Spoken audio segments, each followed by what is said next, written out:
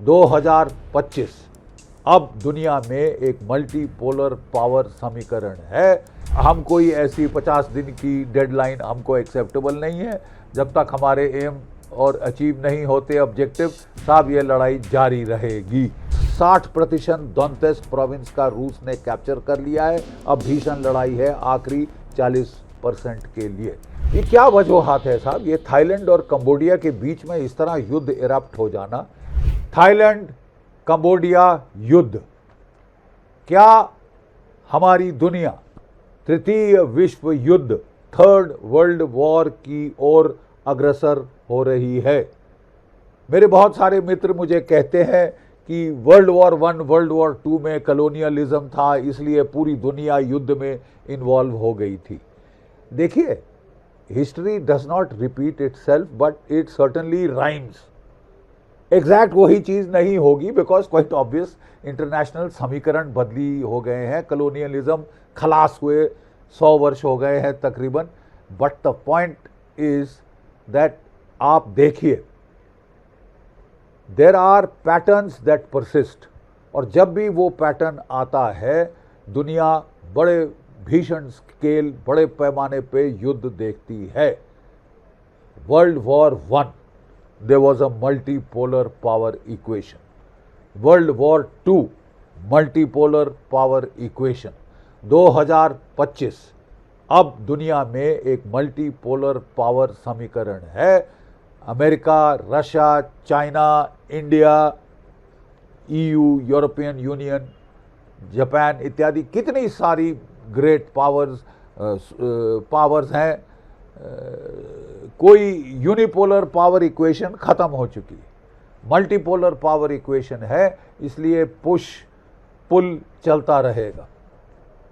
Russia Ukraine में युद्ध शुरू हुआ, भीषण युद्ध है।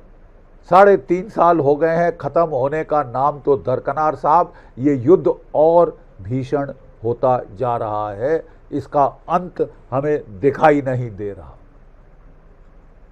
डोनाल्ड ट्रंप साहब ने अभी कहा था कि मैं 50 दिन दे रहा हूं रशिया को कि ख़त्म करे, नहीं तो मैं 200% टैरिफ लगाऊंगा और 100% टैरिफ लगाऊंगा चीन पे, भारत पे, जो भी देश रूस से तेल खरीद रहे हैं। ठीक है साहब। पुतिन साहब ने हाल ही में कहा है कि हम कोई ऐसी 50 दिन की डेडलाइन हमको एक्सेप्टेबल नहीं है। जब तक हमारे एम और अचीव नहीं होते ऑब्जेक्टिव, साहब ये लड़ाई जारी रहेगी। ठीक है, और ये लड़ाई भीषण होती जा रही है। ड्रोन से चाहे पलटवार कर ले यूक्रेन, कभी यहाँ कभी वहाँ, इक्के दुक्के, लेकिन ज़मीन की लड़ाई वो हार रहा है। ज़मीन की लड़ाई बहुत भीषण हो रही है और अंदेशा है कि आने वाले दिनों में और भीषण होगी। पोक्रोवस्क के इलाके में और जो कॉन्स्टेंटिनोविका के इलाके में काफ़ी भीषण लड़ाई शुरू हो रही है। 60% डोनेत्स्क प्रोविंस का रूस ने कैप्चर कर लिया है। अब भीषण लड़ाई है आखिरी 40% के लिए। 1,60,000 की फौज नई फ्रेश रशिया ने मैदान में उतारी। तो Russia Ukraine war, middle east में वॉर 1.5 साल कंटिन्यूइंग, कोई अंत नहीं दिख रहा। फिर एस्केलेशन हो सकती है ईरान के साथ। तीसरा एक्सपेक्टेड हॉटस्पॉट है China Taiwan, China South China Sea. इस साल, अगले साल 2027 कभी भी बम फूट सकता है। लेकिन अब एक नया हॉटस्पॉट खुला है। कौन सा? थाईलैंड और कंबोडिया। ये देश जाने जाते हैं टूरिज्म के लिए, शांति के लिए। लाखों करोड़ों टूरिस्ट आते हैं हर साल थाईलैंड में, वो तो टूरिस्ट डेस्टिनेशन है दुनिया की। और कंबोडिया में अपनी रिलीजियस टूरिज्म काफ़ी होती है। अंकोर वाट का टेम्पल है और कहीं पुराने हिंदू टेम्पल्स हैं वहाँ पे। अब इन दोनों देशों के बीच में झड़प हो गई है। वजूहात बॉर्डर डिस्प्यूट।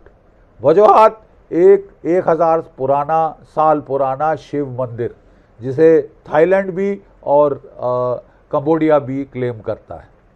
मैंने बताया कि कंबोडिया की इकोनॉमी वो इन मंदिरों की टूरिज्म से चल रही है, अंकोर वाट। और फिर ये जो मंदिर है जिसके ऊपर झगड़ा चल रहा है साहब। वो इसने इसको cultural heritage of the world में इंक्लूड करा दिया था। 2008 से 2012 तक कई झड़पें हुई थी इस मंदिर को लेकर, ये बॉर्डर की अलाइनमेंट को लेकर। आज सुबह 24 जुलाई भीषण फायर खुल गया दोनों देशों के बीच। बॉर्डर पोस्ट पे थाईलैंड के कंबोडिया की फौज ने फायरिंग शुरू करी, पहले स्मॉल आर्म से, फिर मॉर्टर से, और फिर ultimately 122 artillery, millimetre artillery guns, field artillery इस्तेमाल शुरू हो गई। दोनों तरफ से भीषण पलटवार हुए और फिर कंबोडिया ने अपने multi barrel grad rocket launcher लाए और MBRL से फायर खोल दिया। वो थाईलैंड का कहना है कि उसके 3 सिविलियन मारे गए हैं, कई घायल हुए हैं। थाईलैंड ने पलटवार में 6 F-16 के साथ भीषण चोट करी है कंबोडिया के ऊपर, और उनका जो एक गैस स्टेशन है उसको उड़ा दिया है। भीषण फायर एक्सचेंजेस अभी भी चालू हैं। ये क्या वजूहात है साहब? ये थाईलैंड और कंबोडिया के बीच में इस तरह युद्ध इरप्ट हो जाना, बात बड़ी सिंपल है। Multipolar power equation. Thailand aligned है अमेरिका के साथ, कंबोडिया अलाइंड है चीन के साथ। हालांकि कंबोडिया की ताकत, मिलिट्री ताकत अगर उनका आकलन किया जाए तो वो थाईलैंड से बहुत कम है। इसलिए समझ नहीं आता कि क्यों उसने ये युद्ध छेड़ा है। अगर छेड़ा है तो कम से कम उसको केवल चीन की बैकिंग के साथ ही ये युद्ध वहाँ पे हो सकता है। अगर हम आकलन करें दोनों साइड की मिलिट्री पावर का, तो थाईलैंड के पास 635 टैंक्स हैं और कंबोडिया के पास 644। अगर सेल्फ प्रोपेल्ड आर्टिलरी देखें 50 हैं, थाईलैंड के पास 30 हैं, कंबोडिया के पास। फील्ड आर्टिलरी अगर देखी जाए, तोपें देखी जाए तो 589 हैं थाईलैंड के पास और 430 हैं कंबोडिया के पास। मल्टी बैरल रॉकेट लॉन्चर 463 हैं थाईलैंड के पास और केवल 26 हैं कंबोडिया के पास। फाइटर बॉम्बर देखे जाएं तो 72 हैं थाईलैंड के पास, 0 कंबोडिया के पास। हेलीकॉप्टर देखे जाएं तो 258 थाईलैंड के पास और केवल 23 कंबोडिया के पास। तो अगर आप मिलिट्री बैलेंस का समीकरण करें तो कोई रीज़न नहीं होना चाहिए कि कंबोडिया इतने ज़्यादा ताकतवर देश को, जिसकी मिलिट्री ताकत उससे कहीं ज़्यादा है, उसके साथ छेड़खानी करे, उसके साथ युद्ध छेड़ने की कोशिश करे।